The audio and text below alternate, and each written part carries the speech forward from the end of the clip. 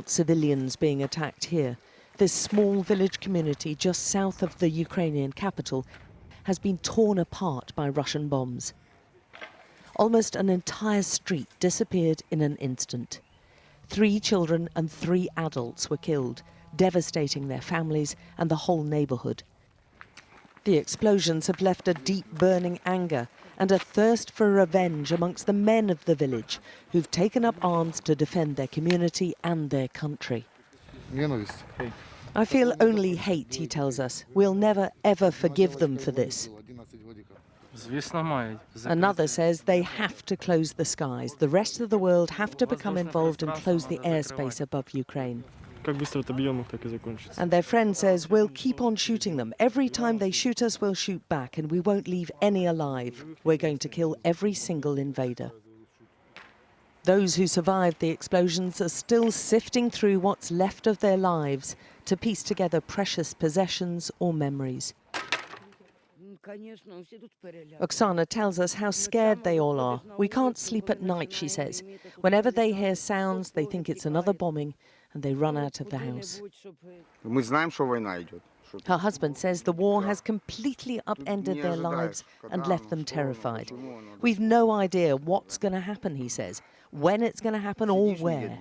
They're still reeling from the shock of it all, and I think it follows a pattern of an increasing number of civilians and civilian targets or civilian locations which appear to be targeted or certainly not off the agenda of the Russian war machine. Civilians are in the crosshairs of this war. A brief respite in shelling and firing in Irpin on the outskirts of the capital meant those still trapped were finally able to escape. Remember, none of these people can be certain they won't be fired on again. And they know their neighbours who fled earlier were attacked. Ukraine's former president Petro Poroshenko has been busy rallying volunteer fighters and soldiers. He's among a growing list of people demanding safe passage for civilians. We were with him as he boosted morale and championed the bravery of the troops.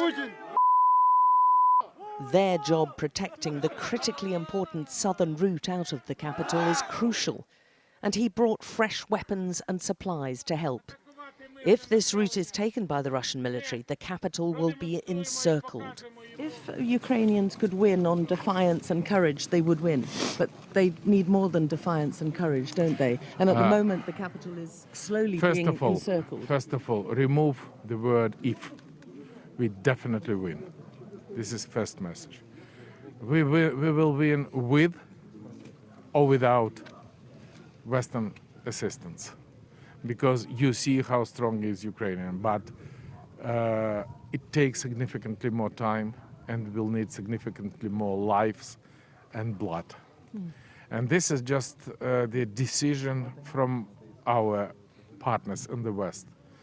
Do you ready to give us the weapons? Do you ready to increase the sanction? Do you ready to do all of this to minimize Ukrainian blood and Ukrainian lives? Please do that immediately.